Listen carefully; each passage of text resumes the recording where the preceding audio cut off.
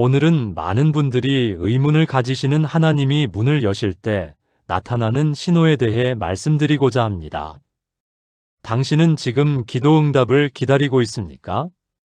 아니면 이미 하나님이 문을 여셨는데 그걸 못 알아보고 계신 건 아닙니까?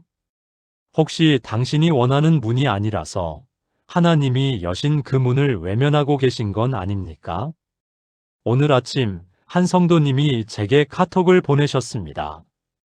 목사님, 저는 매일 기도하는데 왜 아무 일도 일어나지 않을까요? 그분은 매일 출근길에 같은 기도를 했답니다. 하나님, 제 사업이 번창하게 해주세요. 큰 계약이 성사되게 해주세요. 그런데 3년이 지나도록 큰 계약은 오지 않았습니다. 하지만 그 3년 동안 그분에게는 작은 변화들이 있었습니다. 같은 아파트에 사는 이웃이 먼저 인사를 건네왔습니다. 그 이웃을 통해 작은 프로젝트 하나를 소개받았습니다. 그 작은 프로젝트를 하면서 새로운 기술을 배웠습니다. 그리고 그 기술 덕분에 지금은 안정적인 수입이 생겼습니다. 여러분, 이것이 무엇입니까? 하나님이 여신 문이 아닐까요? 다만 그분이 상상했던 문이 아니었을 뿐입니다. 클라이브 스테이플스 루이스는 이렇게 말했습니다. 우리는 하나님께 우리가 원하는 것을 구하지만 하나님은 우리에게 필요한 것을 주신다. 하나님이 여시는 문은 때로 우리가 예상한 것과 다릅니다. 때로는 너무 작은 문인지도 모릅니다. 때로는 너무 평범해서 기적이라고 부르지도 못합니다. 하지만 그 문을 통과할 때 우리는 하나님의 놀라운 계획을 발견하게 됩니다. 저는 15년 동안 목회를 하면서 수많은 분들을 만났습니다. 그리고 깨달았습니다. 기도 응답을 못 받는 사람은 거의 없다는 것을요. 다만 그 응답을 응답으로 알아보지 못하는 경우가 대부분이라는 것을요. 왜 그럴까요? 우리가 문의 모양을 이미 정해놓고 기다리기 때문입니다. 우리가 문의 크기를 이미 정해놓고 찾기 때문입니다. 하지만 하나님이 여시는 문은 우리의 상상을 초월합니다. 때로는 너무 작아서 겸손하지 않으면 볼 수 없습니다. 때로는 너무 평범해서 감사하지 않으면 지나칩니다. 오늘 저는 여러분과 함께 하나님이 문을 여실 때 나타나는 신호 4가지를 나누고 싶습니다. 이 신호들을 알게 되면 여러분은 더 이상 응답을 기다리며 좌절하지 않을 것입니다. 이미 열린 문을 발견하고 그 문을 통과하는 용기를 얻게 될 것입니다. 루이스의 통찰과 성경의 지혜를 통해 우리 함께 하나님의 문을 발견하는 법을 배워봅시다. 하나님이 문을 여실 때 나타나는 첫 번째 신호는 바로 이것입니다. 당신이 기대하지 않았던 작은 변화들이 당신의 삶에 일어나기 시작합니다. 우리는 기도할 때 대부분 큰 것을 구합니다. 하나님, 이 병을 고쳐주세요. 하나님, 이 문제를 단번에 해결해 주세요. 하나님, 제 인생을 180도 바꿔주세요. 그런데 하나님은 종종 1도씩 바꾸기 시작하십니다. 너무 작아서 우리가 알아채지 못할 정도로 말입니다. 사도행전 3장을 보십시오. 나면서부터 걷지 못하는 사람이 성전 미문에 앉아 있었습니다. 그는 매일 같은 자리에서 구걸을 했습니다. 아마도 수천 번 이상 같은 기도를 했을 것입니다. 하나님, 제발 제가 걸을 수 있게 해주세요. 그런데 그날 베드로와 요한이 그 앞을 지나갔습니다. 그는 평소처럼 돈을 구했습니다. 베드로가 말했습니다. 은과 금은 내게 없거니와 내게 있는 이것을 내게 주노니 나사렛 예수 그리스도의 이름으로 일어나 걸으라. 여기서 중요한 것이 있습니다. 그 사람은 돈을 구했지만 하나님은 걸을 수 있는 능력을 주셨습니다. 그가 원한 것과 하나님이 주신 것이 달랐습니다. 하지만 하나님이 주신 것이 훨씬 더 좋았습니다. 그는 그날 이후 걸을 수 있었고, 뛸 수 있었고, 하나님을 찬양할 수 있었습니다. 여러분, 혹시 지금 당신의 삶에 작은 변화들이 일어나고 있지 않습니까? 당신이 기도한 것과는 다른 형태로 말입니다. 당신은 큰 기회를 구했는데 작은 인연이 생겼습니까? 당신은 빠른 해결을 구했는데 느린 성장이 시작되었습니까? 당신은 극적인 변화를 구했는데 조용한 평안이 찾아왔습니까? 그것이 바로 하나님이 여신 문입니다. 루이스는 이렇게 말했습니다. 하나님은 우리의 소원을 들어주시는 산타클로스가 아니다. 그분은 우리를 완성하시는 조각가이시다. 조각가는 한 번에 조각상을 완성하지 않습니다. 매일 조금씩 정으로 두드리고 깎아내면서 완성해 갑니다. 때로는 너무 작은 변화라서 우리 눈에는 보이지 않습니다. 하지만 조각가인 하나님의 눈에는 모든 것이 계획대로 진행되고 있습니다. 제가 아는 한 자매님이 있습니다. 그분은 5년 동안 결혼을 위해 기도했습니다. 하지만 좋은 만남은 없었고 소개팅은 번번이 실패했습니다. 그러던 중 교회에서 새가족부 봉사를 시작했습니다. 자신이 원한 것이 아니었지만 그냥 섬기기 시작했습니다. 그리고 그 봉사를 하면서 자신이 얼마나 이기적이었는지 깨달았습니다. 자신이 얼마나 남의 말을 듣지 않았는지 알게 되었습니다. 자신이 얼마나 감사할 줄 모르는 사람이었는지 발견했습니다. 1년 후, 그분은 완전히 달라져 있었습니다.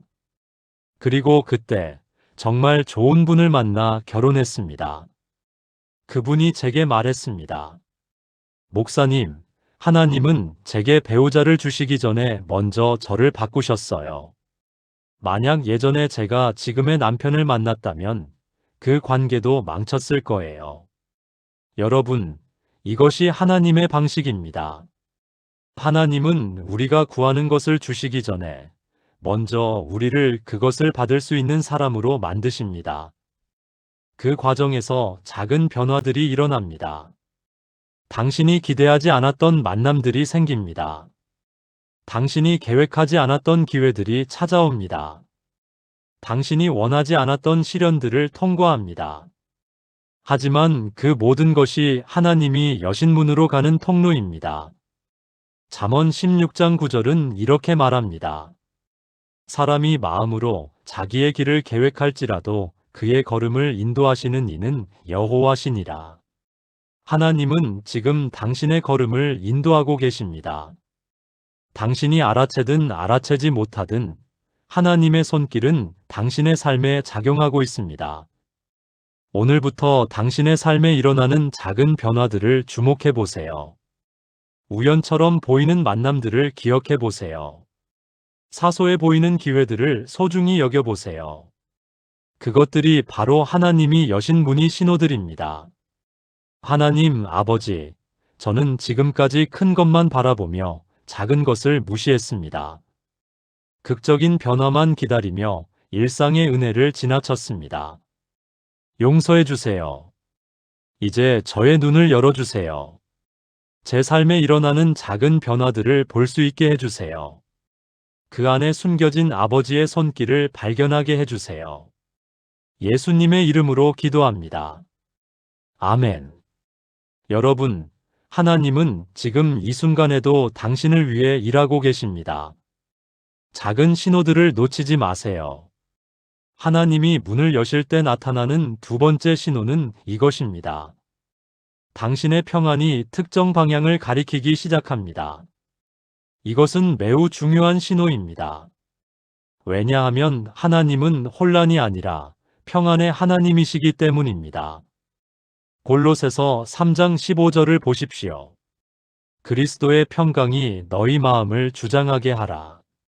여기서 주장하다는 원어로 브라베우오인데 심판하다, 판결하다는 뜻입니다. 즉, 평안이 당신의 결정에서 심판관 역할을 해야 한다는 것입니다. 평안이 있으면 가고 평안이 없으면 멈추라는 뜻입니다. 루이스는 이것을 내면의 나침반이라고 불렀습니다. 하나님은 우리에게 내면의 나침반을 주셔서 우리가 올바른 방향으로 가고 있는지 확인할 수 있게 하셨습니다. 그 나침반이 바로 평안입니다. 저는 이것을 목회 현장에서 수없이 경험했습니다. 한 청년이 저에게 두 가지 직장 제안을 놓고 고민한다고 상담을 요청했습니다. 한 곳은 연봉이 높았고 다른 한 곳은 연봉이 낮았습니다.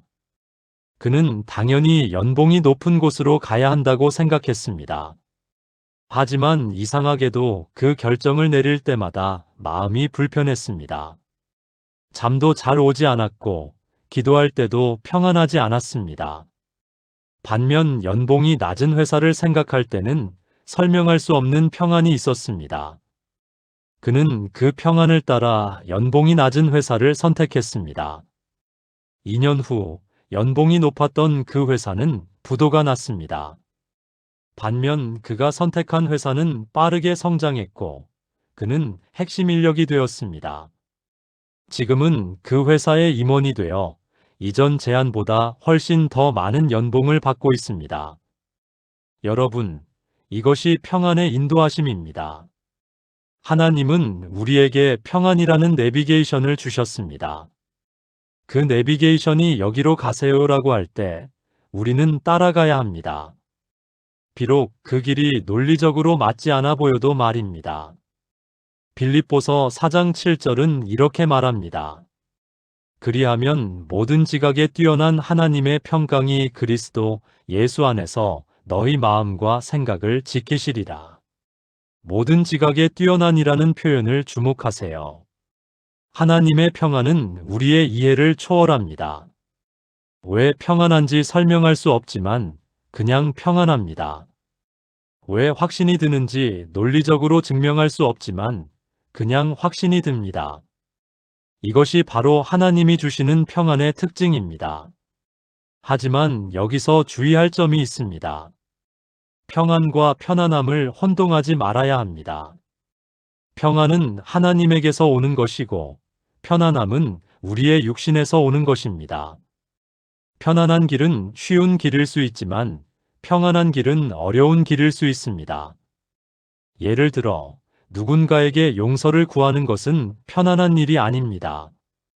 자존심이 상하고 창피하고 어렵습니다. 하지만 그 결정을 내릴 때 깊은 평안이 있다면 그것이 하나님이 여신 문입니다. 반대로 복수를 하거나 관계를 끊는 것은 순간적으로 편안할 수 있습니다. 하지만 그 결정을 내릴 때 마음 깊은 곳에서 불안이 올라온다면 그것은 하나님의 길이 아닙니다. 루이스는 이렇게 말했습니다.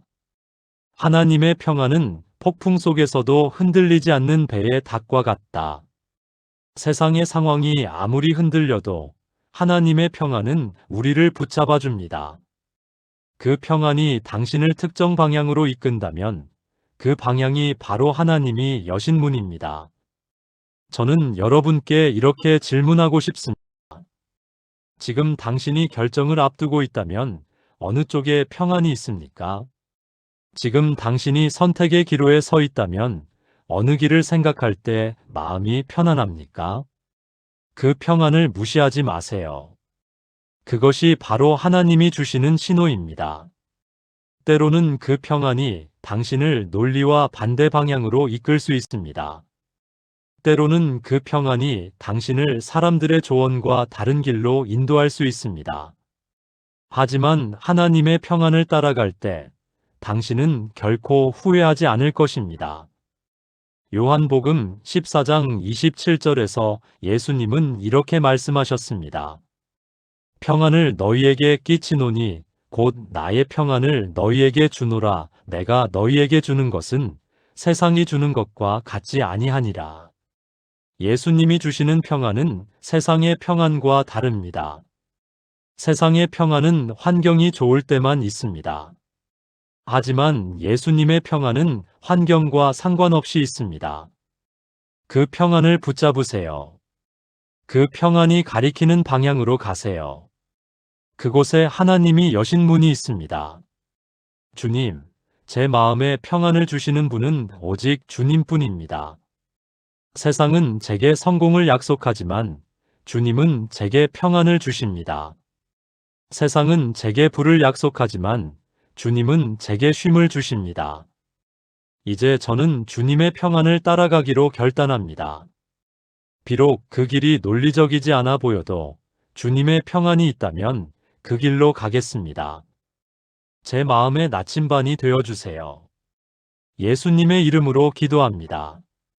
아멘. 여러분, 평안이라는 내비게이션을 믿으세요. 그것이 하나님이 주신 가장 확실한 신호입니다. 하나님이 문을 여실 때 나타나는 세 번째 신호입니다.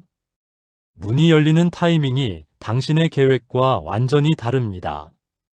이것은 많은 사람들이 하나님의 문을 놓치는 가장 큰 이유입니다. 우리는 우리만의 시간표를 갖고 있습니다. 이 나이까지는 이것을 이루어야 해. 이 시기까지는 저것이 해결되어야 해. 하지만 하나님의 시간표는 우리의 것과 다릅니다. 전도서 3장 11절은 이렇게 말합니다. 하나님이 모든 것을 지으시되 때를 따라 아름답게 하셨고, 때를 따라라는 표현이 중요합니다. 하나님에게는 모든 것에 완벽한 때가 있습니다. 너무 빠르지도 너무 늦지도 않은 때가 있습니다. 아브라함을 생각해 보세요. 하나님은 그에게 아들을 주시겠다고 약속하셨습니다. 아브라함은 아마 1년 길어야 2년 안에 아들이 생길 거라고 생각했을 것입니다. 하지만 그 약속이 이루어지기까지 25년이 걸렸습니다. 25년입니다, 여러분. 그 25년 동안 아브라함은 무엇을 했을까요? 기다렸습니다. 때로는 좌절했습니다. 때로는 자기 방법으로 해결하려고 했습니다. 하지만 하나님의 때가 되었을 때 이삭이 태어났습니다. 그리고 그 이삭을 통해 온 세상이 축복을 받았습니다. 만약 하나님이 아브라함이 원하는 대로 빨리 아들을 주셨다면 어땠을까요? 아브라함은 충분히 성숙하지 못했을 것입니다. 그의 믿음은 충분히 단련되지 못했을 것입니다. 25년이라는 시간은 낭비가 아니었습니다. 그것은 준비의 시간이었습니다. 루이스는 이렇게 말했습니다. 하나님의 지연은 하나님의 거절이 아니다. 그것은 하나님의 완벽한 타이밍이다. 저는 이것을 제 삶에서도 경험했습니다. 신학교를 졸업하고 저는 즉시 큰 교회의 담임 목사가 되고 싶었습니다. 하지만 하나님은 저를 작은 개척교회로 보내셨습니다. 8년 동안 저는 그 작은 교회를 섬겼습니다. 교인은 30명을 넘지 않았고 재정은 항상 빠듯했습니다. 저는 매일 하나님, 언제까지 여기 있어야 합니까? 라고 물었습니다. 하지만 그 8년 동안 저는 배웠습니다. 한 사람 한 사람을 돌보는 법을 배웠습니다. 작은 것에 충성하는 법을 배웠습니다. 교회의 크기가 아니라 하나님의 마음으로 섬기는 법을 배웠습니다. 그리고 8년 후 하나님은 저를 더 큰 교회로 인도하셨습니다. 지금 돌아보면 그 8년이 없었다면 저는 지금의 사역을 감당하지 못했을 것입니다. 하나님은 제가 원하는 타이밍에 문을 여시지 않았습니다. 하지만 제가 준비되었을 때 완벽한 타이밍에 문을 여셨습니다. 여러분, 혹시 지금 기다림이 너무 길다고 느껴지십니까? 하나님이 약속을 잊으신 것 같습니까? 아닙니다. 하나님은 한 번도 약속을 잊으신 적이 없습니다. 다만 당신을 준비시키고 계십니다. 하박국 2장 3절을 보세요. 이 묵시는 정한 때가 있나니 그 종말이 속히 이르겠고 결코 거짓되지 아니하리라. 비록 더딜지라도 기다리라. 지체되지 않고 반드시 응하리라. 비록 더딜지라도 기다리라. 이것이 핵심입니다. 하나님의 타이밍은 우리에게 더디게 느껴질 수 있습니다. 하지만 그것은 지체되지 않고 반드시 이루어집니다. 한 자매님이 결혼을 10년 동안 기다렸습니다. 주변 친구들은 다 결혼했고 자녀도 낳았습니다. 그녀는 점점 초조해졌습니다. 하나님, 제 타이밍은 지나가고 있어요. 서두르세요. 하지만 하나님은 그녀의 타이밍에 맞춰주지 않으셨습니다. 대신 그 10년 동안 그녀는 자신의 성격을 다듬었습니다. 자신의 이기심과 싸웠습니다. 진정한 사랑이 무엇인지 배웠습니다. 그리고 10년 후, 그녀는 정말 좋은 남편을 만났습니다. 그녀가 제게 말했습니다. 목사님, 만약 제가 원하는 타이밍에 결혼했다면 저는 그 결혼을 망쳤을 거예요. 하나님은 제가 준비될 때까지 기다려주셨어요. 여러분, 하나님의 지연은 하나님의 사랑입니다. 하나님은 당신에게 최선의 것을 주시기 위해 완벽한 타이밍을 기다리고 계십니다. 그 타이밍이 당신의 계획과 다르다면 그것이 바로 하나님이 일하고 계시다는 신호입니다. 시편 27편 14절은 이렇게 말합니다. 여호와를 기다릴지어다 강하고 담대하며 여호와를 기다릴지어다. 기다림은 수동적인 것이 아닙니다. 기다림은 능동적인 믿음입니다. 하나님이 일하고 계신다는 것을 믿으며 기다리는 것입니다. 오늘 여러분이 기다리고 있다면 낙심하지 마세요. 그 기다림 자체가 하나님이 일하고 계시다는 증거입니다. 하나님의 타이밍은 완벽합니다. 너무 빠르지도 너무 늦지도 않습니다. 하나님 아버지, 저는 제 타이밍을 고집했습니다. 제 계획대로 일이 풀리지 않으면 불평했습니다. 용서해 주세요. 이제 저는 아버지의 타이밍을 신뢰합니다. 비록 더디게 느껴져도 저는 기다리겠습니다. 왜냐하면 아버지는 제게 가장 좋은 것을 가장 좋은 때에 주시는 분이심을 알기 때문입니다. 제 조급함을 인내로 바꿔주세요. 예수님의 이름으로 기도합니다. 아멘. 여러분, 하나님의 시계를 믿으세요. 그 시계는 한 번도 틀린 적이 없습니다. 하나님이 문을 여실 때 나타나는 네 번째이자 마지막 신호입니다. 당신이 감당할 수 없을 것 같은 두려움이 찾아옵니다. 이것은 역설적으로 들릴 수 있습니다. 두려움이 오는데 그게 하나님의 신호라고요? 네, 맞습니다. 왜냐하면 하나님이 여시는 문은 대부분 우리의 능력을 초과하기 때문입니다. 그래서 우리는 그 앞에서 두려움을 느낍니다. 나는 이걸 할 수 없어. 나는 준비가 안 됐어. 나는 자격이 없어. 하지만 바로 그 두려움이 당신이 하나님의 문 앞에 서 있다는 증거입니다. 출애굽기 3장을 보세요. 하나님이 모세를 부르셔서 이스라엘 백성을 애굽에서 구해내라고 하셨습니다. 모세의 반응이 무엇이었습니까? 내가 누구이기에 바로에게 가며 이스라엘 자손을 애굽에서 인도하여 내리이까. 모세는 두려웠습니다. 자신이 그 일을 할 수 없다고 생각했습니다. 하지만 그 두려움은 모세가 잘못된 길에 있다는 신호가 아니었습니다. 오히려 그가 하나님의 부르심 앞에 서 있다는 신호였습니다. 기드온도 마찬가지였습니다. 하나님이 그를 부르셨을 때 기드온은 말했습니다. 주여, 내가 어떻게 이스라엘을 구원하리이까? 보소서, 나의 집은 므낫세 중에 극히 약하고 나는 내 아버지 집에서 가장 작은 자니이다. 기드온도 두려웠습니다. 하지만 그 두려움이 있었기에 기드온은 하나님만 의지할 수 있었습니다. 그리고 결국 미디안을 물리치는 큰 승리를 거두었습니다. 루이스는 이렇게 말했습니다. 하나님은 우리가 할 수 있는 일을 주시지 않는다. 하나님은 하나님만이 하실 수 있는 일을 우리에게 주신다. 이것이 핵심입니다. 하나님이 여시는 문은 우리의 능력으로는 절대 열 수 없는 문입니다. 그래서 두려움이 오는 것입니다. 하지만 바로 그 두려움이 우리로 하여금 하나님을 전적으로 의지하게 만듭니다. 제가 처음 강단에 섰을 때를 기억합니다. 저는 너무 떨려서 손이 덜덜 떨렸습니다. 목소리도 떨렸고 설교 원고를 제대로 읽을 수도 없었습니다. 설교를 마친 후 저는 생각했습니다. 나는 목사로서 자격이 없어. 하지만 한 성도님이 와서 제 손을 잡고 말했습니다. 목사님, 오늘 설교가 제 마음을 너무 울렸어요. 하나님이 목사님을 통해 말씀하신 게 느껴졌어요. 그 순간 저는 깨달았습니다. 제 능력이 아니라 하나님의 능력이 일하신다는 것을요.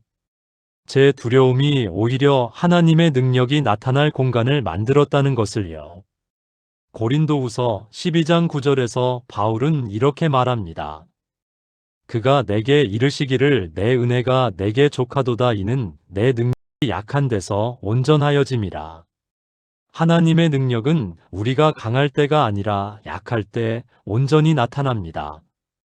우리가 할 수 있다고 생각할 때가 아니라 할 수 없다고 생각할 때 나타납니다.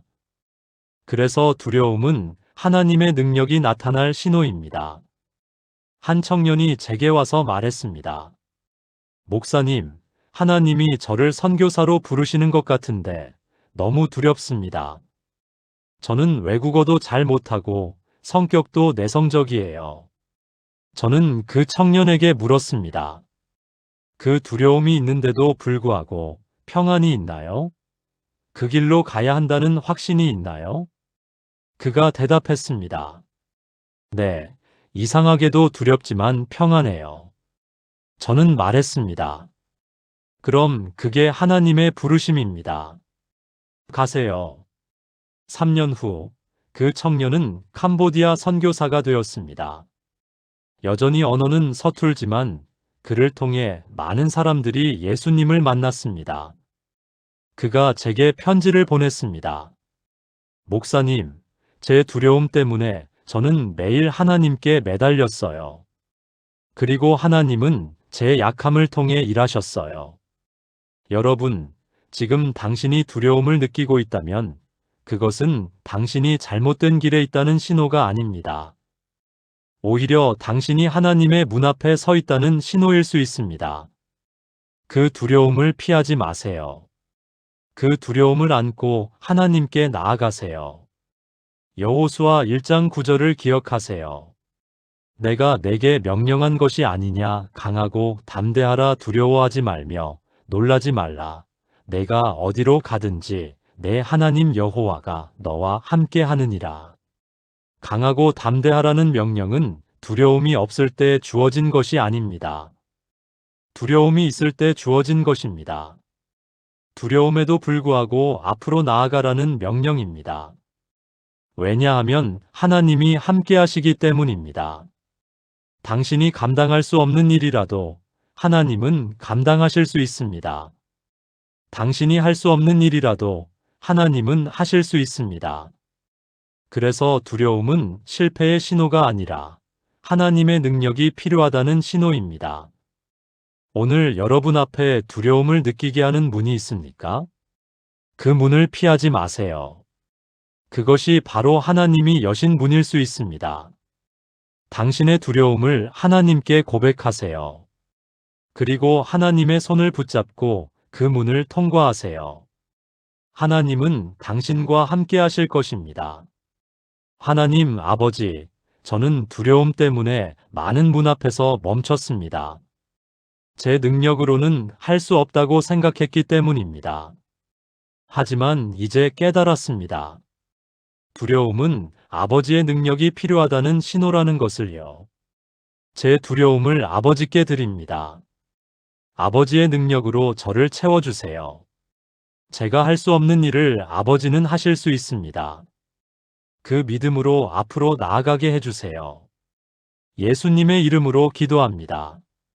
아멘. 여러분, 두려움 뒤에 기적이 있습니다. 그 문을 통과하세요. 사랑하는 하늘 아버지, 오늘 저희는 아버지께서 열어주시는 문의 신호들을 배웠습니다. 저희가 기대하지 않았던 작은 변화들이 신호라는 것을 배웠습니다.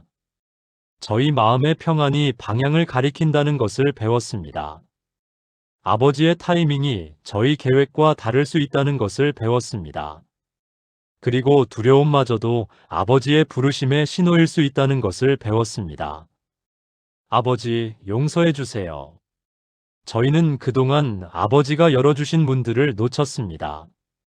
작은 것이라고 무시했고, 제 평안을 따르지 않았고, 제 타이밍만 고집했고, 두려움 때문에 멈춰섰습니다. 하지만 이제는 다르게 살고 싶습니다. 아버지가 주시는 작은 변화들을 소중히 여기겠습니다. 아버지가 주시는 평안을 따라가겠습니다. 아버지의 완벽한 타이밍을 신뢰하겠습니다. 두려움에도 불구하고 아버지의 손을 붙잡고 앞으로 나아가겠습니다. 오늘 이 말씀을 듣는 모든 분들에게 은혜를 부어주세요. 지금 기도 응답을 기다리며 좌절하고 있는 분들에게 이미 아버지가 문을 여셨다는 것을 깨닫게 해주세요. 지금 선택의 기로에 서 있는 분들에게 아버지의 평안이 가리키는 방향을 분명히 보게 해주세요. 지금 기다림이 너무 길다고 느끼는 분들에게 아버지의 타이밍은 완벽하다는 믿음을 주세요. 지금 두려움 때문에 멈춰 있는 분들에게 아버지가 함께 하신다는 확신을 주세요. 아버지, 저희는 이제 알았습니다. 아버지는 저희를 위해 항상 문을 열고 계신다는 것을요. 다만 저희가 그 문을 알아보지 못했을 뿐이라는 것을요. 이제 저희의 눈을 열어주세요. 아버지가 여신 문을 볼 수 있게 해주세요. 그리고 그 문을 통과하는 용기를 주세요. 예수님의 이름으로 기도합니다. 아멘. 사랑하는 여러분, 오늘 우리는 루이스의 통찰과 성경의 지혜를 통해 하나님이 문을 여실 때 나타나는 4가지 신호를 배웠습니다. 첫째, 당신이 기대하지 않았던 작은 변화들. 둘째, 당신의 평안이 특정 방향을 가리킬 때. 셋째, 문이 열리는 타이밍이 당신의 계획과 다를 때. 넷째, 당신이 감당할 수 없을 것 같은 두려움이 찾아올 때. 이 4가지를 기억하십시오. 그리고 오늘부터 당신의 삶을 새로운 눈으로 보십시오. 혹시 지금 당신의 삶에 작은 변화들이 일어나고 있지 않습니까? 당신이 계획하지 않았던 만남들, 예상하지 못했던 기회들이 찾아오고 있지 않습니까? 그것들을 무시하지 마세요. 하나님은 그 작은 것들을 통해 큰 일을 준비하고 계십니다. 혹시 지금 중요한 결정을 앞두고 있습니까? 한쪽을 생각할 때 평안이 있고 다른 쪽을 생각할 때 불안이 있지 않습니까? 그 평안을 따라가세요. 비록 논리적이지 않아 보여도 하나님의 평안은 가장 확실한 나침반입니다. 혹시 지금 기다림이 너무 길다고 느끼십니까? 하나님이 당신을 잊으신 것 같습니까? 아닙니다. 하나님은 지금도 당신을 위해 일하고 계십니다. 다만 하나님의 타이밍은 당신의 것과 다를 뿐입니다. 인내하십시오. 하나님의 때는 반드시 옵니다. 혹시 지금 당신 앞에 두려운 문이 있습니까? 당신의 능력으로는 절대 통과할 수 없을 것 같은 문이 있습니까? 바로 그것이 하나님이 여신 문일 수 있습니다. 그 두려움을 안고 하나님께 나아가세요. 하나님은 당신의 약함을 통해 하나님의 능력을 나타내실 것입니다. 여러분, 하나님은 지금도 당신을 위해 문을 열고 계십니다. 당신이 보든 보지 못하든 하나님의 손은 움직이고 있습니다. 당신이 느끼든 느끼지 못하든 하나님의 계획은 진행되고 있습니다. 이제 당신의 역할은 무엇입니까? 눈을 뜨는 것입니다. 하나님이 보여주시는 신호들을 알아차리는 것입니다. 그리고 그 문을 향해 한 걸음씩 나아가는 것입니다. 때로는 그 문이 너무 작아 보일 수 있습니다. 때로는 그 문이 당신이 원하던 문이 아닐 수 있습니다. 때로는 그 문이 너무 늦게 열리는 것처럼 보일 수 있습니다. 때로는 그 문 앞에서 두려움이 밀려올 수 있습니다. 하지만 그 모든 것에도 불구하고 그 문을 통과하십시오. 왜냐하면 그 문 너머에는 하나님의 놀라운 계획이 있기 때문입니다. 당신이 상상하지 못했던 축복이 있기 때문입니다. 당신이 꿈꾸지 못했던 미래가 있기 때문입니다. 루이스는 말했습니다. 우리가 하나님께 구하는 것은 우리가 원하는 것이지만 하나님이 주시는 것은 우리에게 필요한 것이다. 그리고 결국 우리는 깨닫는다. 하나님이 주신 것이 우리가 진정으로 원했던 것임을. 오늘부터 하나님의 문을 찾아보세요. 작은 변화 속에서, 평안의 인도함 속에서, 기다림의 시간 속에서, 두려움의 순간 속에서. 그리고 그 문을 발견했다면 주저하지 말고 통과하세요. 하나님은 당신과 함께 하실 것입니다.